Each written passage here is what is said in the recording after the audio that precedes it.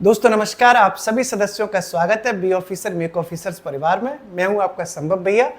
दोस्तों most important topic वाले का वीडियो का टर्म है और आज हमने एक ऐसा टॉपिक लिया है जिसमें आपको बहुत कंफ्यूजन रहता है और ये पेपर में तो आना ही आना रहता है। एक इतिहास रहा है साहब, मतलब ये टॉपिक पॉलिटी का है और पॉलिटी का इतिहास रहा है कि यहाँ से हमेशा आए हैं प्रश्न।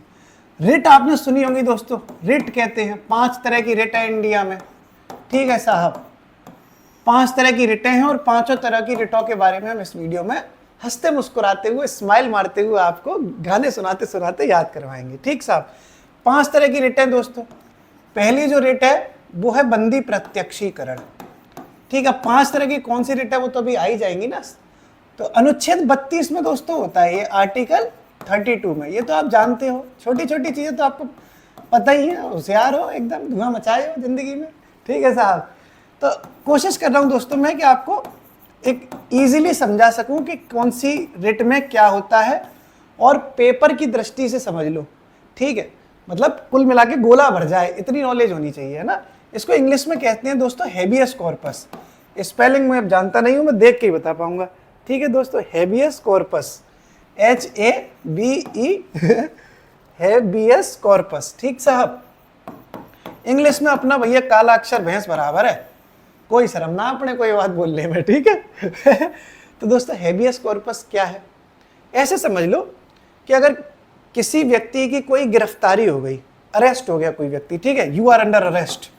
देखते होगे ऐसे पिक्चरों में दिखाते हैं, टीवी में दिखाते हैं ना, यू आर अंडर अरेस्ट। गिरफ्तार हुआ कोई व्यक्ति तो उसको 24 घंटे के भीतर कोर्ट में ले जाना पड़ेगा, मजिस्ट्रेट के सामने, ठीक साहब। मजिस्ट्रेट के सामने मतलब नायब तहसीलदार वाला मजिस्ट्रेट नहीं, जुडिशियल मजिस्ट्रेट, जज साहब वाला, ठीक है। 24 घंटे के अंदर न्यायालय आपको जाना पड़ेगा। मतलब जो बंदी बना है वो न्यायालय जाएगा। पुलिस किसी को गिरफ्तार कर ले तो 24 घंटे के अंदर उसको कोर्ट में पेश करना पड़ता है। गवाह सबूत दिखाने पड़ते हैं कि तुमने किसी को वैसे ही उठा लिया या कोई उस पर अपराध है भी। तो ये तो दोस्तों होती है बंदी प्रत्यक्षीकरण, हेबियस कॉर्पस, ठीक है। लेकिन अभी आपको और समझना है डेप्थ में।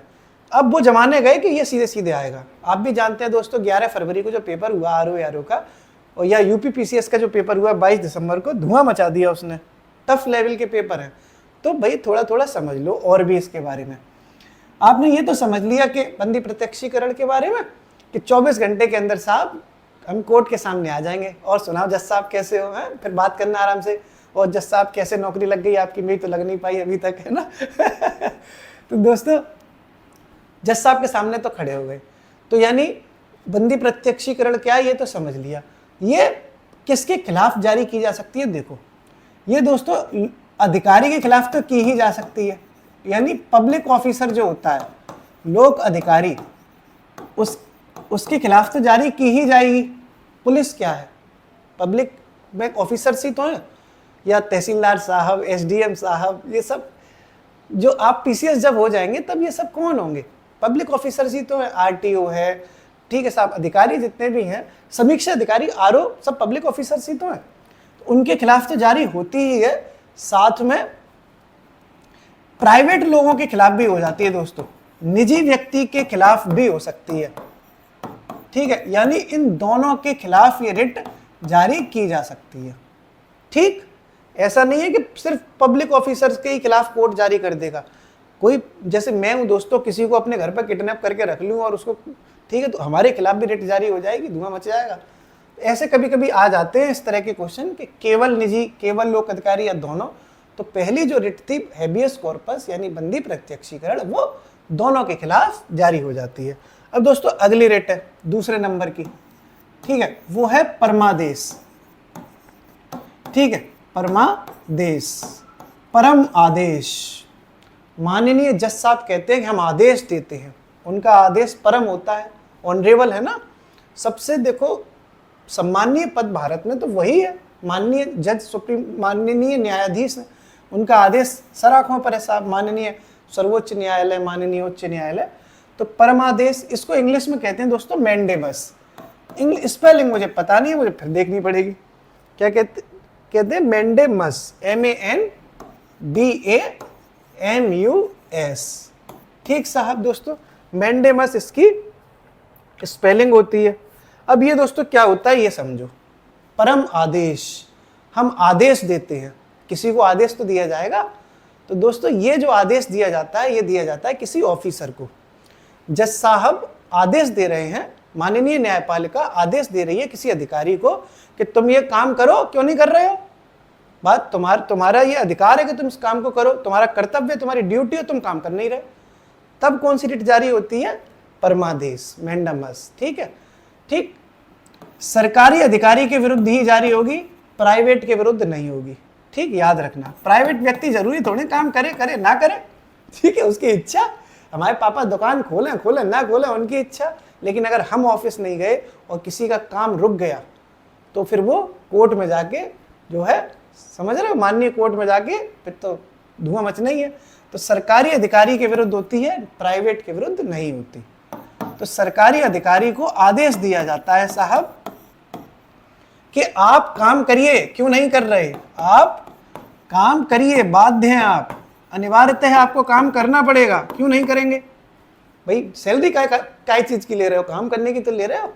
तो ये प्राइवेट के खिलाफ जारी नहीं होती। ठीक साहब, अच्छा इसकी पीडीएफ भेज देंगे, टेंशन मत लेना। बाकी समझ लो, समझ लिया तो काफी कॉन्सेप्ट क्लियर हो जाएगा, गोला सही भराओगे। तो आपने परमादेश समझ ली, दो समझ ली साहब, मैंडेमस हो गई और हेबियस कॉर्पस हो गई। तीसरी समझते हैं दोस्तों। अच्छा इसमें एक चीज और है, थोड़ा सा डेप्थ में समझना है ना। अब दोस्तों सरकारी अधिकारी के विरुद्ध तो जारी हो गई है परमादेश, एक चीज छूट गई, मेरे को याद आ गई, देखो तो मैं वो बता दूंगा तीसरी समझने से पहले। एक चीज और होती है, वो ये होती है कि राष्ट्रपति साहब और राज्यपाल साहब, ये दो ऐसे बड़े बड़े लोग हैं जिनके खिलाफ ये नहीं जारी होगी। ठीक है, तो इन दोनों को छूट दी गई है, किन्हें, माननीय राष्ट्रपति महोदय और माननीय राज्यपाल महोदय। तो राष्ट्रपति जी और राज्यपाल, इनके खिलाफ भी परमादेश जारी नहीं होती। ठीक, यानी प्राइवेट के खिलाफ तो नहीं कर सकते, इसके साथ में राष्ट्रपति महोदय और राज्यपाल महोदय के खिलाफ भी ये रिट जो आदेश देने वाली है वो नहीं जारी करते। अब अच्छा भी नहीं लगता ना कि माननीय न्यायालय माननीय राष्ट्रपति से कह के हम आदेश देते हैं, है ना, वो थोड़ा जमता भी नहीं है। तो इन दोनों को साफ थोड़ा सा आराम दिया गया कि ठीक है, टेंशन मत लो, आपके खिलाफ हम ऐसी चीजें नहीं करेंगे। ठीक है, मतलब हम सिर्फ नायब तहसीलदार को ही जो है उड़ाएंगे, बाकी बड़े बड़े लोग तो जय श्री राम है ही, जय हो भाई। ठीक साहब, कितनी रिट हो गई, 2। ठीक साहब, तीसरी रिट दोस्तों कौन सी है, बंदी प्रत्यक्षीकरण हो गई, हेबियस कॉर्पस, एक परमादेश हो गई, मैंडेमस, एक होती है दोस्तों प्रतिषेध। प्रतिषेध इंग्लिश में दोस्तों इसको कहते हैं प्रोहिबिशन। क्या कहते हैं, प्रोहिबिशन। यार स्पेलिंग में फिर कंफ्यूजन हो, यही होती होगी ना, टेंशन नहीं ले रहा। प्रोहिबिशन, प्रोहिबिशन, प्रोहिबिशन कहते हैं, प्रतिषेध। तो दोस्तों ये क्या होता है, अभी तक की पिछली 2 समझ में आ गई होंगी। ये होता है कि जो हमारी माननीय न्यायपालिका है ऊपर लेवल पे, जैसे मान लो माननीय सुप्रीम कोर्ट हो गए, माननीय हाई कोर्ट हो गए। ठीक साहब, ये 2 हो गए। तो ये जो इनसे जो छोटे वाले कोर्ट है, ये तो ऊपर वाले कोर्ट हो गए, बड़े वाले कोर्ट हो गए, इनसे छोटे वाले भी तो कोर्ट है, डिस्ट्रिक्ट कोर्ट टाइप के, यानी कोई भी न्यायिक संस्था, कोई भी न्यायिक हो सकती है। अच्छा कोर्ट तो होती है न्यायिक संस्था, इसके अलावा प्राधिकरण भी तो न्यायिक है। कैट, जो जैसे कैट भी तो आप जानते हो कि वो भी न्यायाधिकरण है, एनजीटी भी न्यायाधिकरण है ना। तो न्यायिक संस्था या फिर अर्ध न्यायिक संस्था, इनके खिलाफ ये जारी की जाती है। ठीक, न्यायिक संस्था और अर्ध न्यायिक संस्था के खिलाफ जारी की जाती है, किसी अधिकारी के खिलाफ जारी नहीं की जाती। और जब अधिकारी के खिलाफ जारी नहीं की जाती तो प्राइवेट के खिलाफ क्या घंटा जारी की जाएगी। ठीक साहब, तो जब इसमें प्रतिषेध जो है वो माननीय सुप्रीम कोर्ट और माननीय हाई कोर्ट न्यायिक और अर्ध न्यायिक संस्था पे ही जारी करते हैं, लोक अधिकारी और प्राइवेट पे जारी नहीं करते। और क्यों जारी करते हैं ये न्यायिक और अर्ध न्यायिक पे, क्योंकि ये मानते हैं कि माननीय उच्च वाले जो हाई कोर्ट सुप्रीम कोर्ट है वो ये कहते हैं कि तुम अपनी लिमिट से ज्यादा काम कर रहे हो, तुम्हारे ज्यूरिडिक्शन में ये चीज है ही नहीं।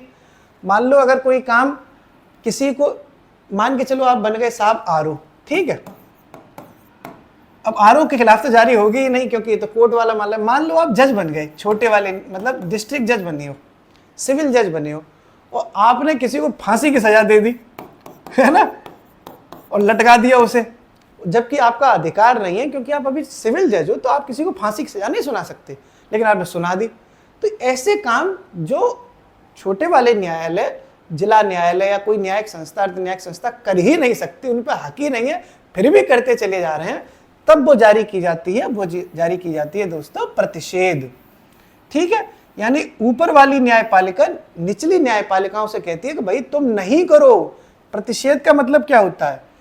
प्रतिबंध, तुम नहीं करो, ना ना ना ना तुम मत करो, तुम करने लायक ही नहीं हो, अभी छोटे बच्चे हो, बड़े तो हो जाओ, ऐसे। ठीक है, ये हो गई प्रतिषेध। ठीक साहब, एक होती है दोस्तों चौथे नंबर की उत्प्रेषण।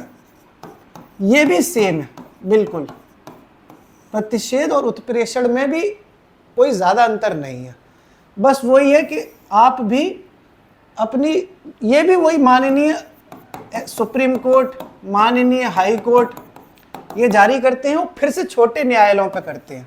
ठीक है, निचली अदालतों पर ही की जाती है ये भी। यानी प्रतिषेध और उत्प्रेषण।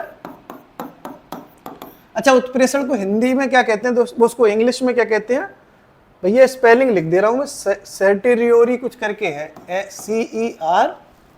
CERTIO। स्पेलिंग लग की थी हमने दोस्तों बगल में, भैया हमें पता था, इंग्लिश मीडियम वाले हमसे नाराज हो जाते हैं कि इंग्लिश में क्यों नहीं करा पाया। सर्ट्योरेरी करके कुछ है भाई, अब क्या इसका प्रोनाउंसिएशन है हम नहीं बोल पाएंगे, हमारे बस का नहीं है। ठीक है, सरस्वती विद्या मंदिर से पढ़े हुए आचार्य जी कहने वाले हम छोटे से बच्चे, इतना बड़ा शब्द बोलेंगे तो जीभ लपलपा जाएगी हमारी। ठीक साहब, तो कुल मिलाकर दोस्तों उत्प्रेषण में और प्रतिषेध में कोई अंतर नहीं है। ठीक, प्रोहिबिशन में और सेटेरियोरी क्या लिखा है, इसमें कोई खास अंतर नहीं है, सेम है ये कि साहब बड़े वाले हाई कोर्ट, यानी लोग हाई कोर्ट, सुप्रीम कोर्ट, निचली अदालतों से कह रहे हैं कि क्यों कर रहे हो तुम, जब अभी तुम करने लायक ही नहीं हो, तो काहे उसमें धुआं मचाए हो डिसीजन दे दे के, हम करेंगे, हम बड़े हैं। ठीक, ऐसे समझो। लेकिन एक मेजर अंतर है इसमें, वो आप समझो। मेजर अंतर क्या है? कुछ तो अंतर होगा ना, तभी तो अलग अलग है। जो प्रतिषेध है यानी प्रोहिबिशन है, और जो उत्प्रेषण है उसमें मेजर अंतर क्या है, वही तो आपको जानना पड़ेगा। प्रतिषेध दोस्तों तब होती है जब कार्यवाही चल रही हो, रनिंग में हो। ठीक है, कि साहब रनिंग में थी कोई कार्रवाई, केस सुना जा रहा था, तभी सुप्रीम कोर्ट या हाई कोर्ट को पता चल गया कि ये तो गलत कर रहे हैं, तो उन्होंने वहीं से रिट जारी कर दी कि ना, गलत गलत, ऐसा नहीं होगा। ठीक है, उत्प्रेषण क्या होता है दोस्तों कि अब पछतावा होए का जब चिड़िया चुन गई खेत, यानी काम खत्म, केस क्लोज हो गया, मतलब डिसीजन आ गया। केस क्लोज तो नहीं कह सकते, मतलब डिसाइड हो गया केस, केस पे डिसीजन आ गया, उसके बाद सुप्रीम कोर्ट, माननीय सुप्रीम कोर्ट या माननीय उच्च न्यायालय को बात समझ में आई, ये पता चली, तब उन्होंने इनको कहा रिट जारी करके, यार ये क्या कर रहे हो तुम, तुम्हारा जब उतना हक नहीं है, अधिकार नहीं है, तो काय को जो है धुआं मचाए हो डिसीजन पे, है ना। ये सब चीजें हैं, इसमें आप अंतर समझ गए। प्रतिषेध तब है जब दोस्तों मामला चल रहा हो, उत्प्रेषण तब है जब मामला खत्म हो गया हो, यही इसमें मेजर अंतर है। पांचवी जो दोस्तों होती है वो होती है अधिकार प्रक्षा। अधिकार प्रक्षा, ठीक साहब। दोस्तों ये बहुत इंपॉर्टेंट टॉपिक था, मैंने बहुत स्पीड से कराने की कोशिश करी, क्योंकि थोड़ा सा अपने को कोई निकलना भी था एक दिन के लिए और मैं सोच रहा था कि आपका भी टाइम वेस्ट क्यों करूं फालतू में, जो टॉपिक छोटा है उसको जल्दी जल्दी कराओ, और मुस्कुराते मुस्कुराते हुए। और प्यार हुआ, इकरार हुआ, प्यार में फिर क्यों डरता है दिल, वो तो जो है गीत तो हमारे चलते ही रहते हैं हमेशा। ठीक साहब, अधिकार प्रक्षा दोस्तों क्या है? अधिकार प्रक्षा, इसको इंग्लिश में कहते हैं को वारंटो, शायद, है ना, हाँ, को वारंटो, को वारंटो, WAR, वारंट की जो स्पेलिंग WARR, वारंटो। इंग्लिश अपनी दोस्तों ऐसी है, हमने इंग्लिश से बहुत मोहब्बत करनी चाहिए, मगर बेवफा अंग्रेजी हमें राशि नहीं आई। अधिकार प्रक्षा की स्पेलिंग देख लूं दोस्तों, यही है कि QUOWARRONTO। ठीक है साहब, ठीक, ये क्या होता है? अधिकार परीक्षा।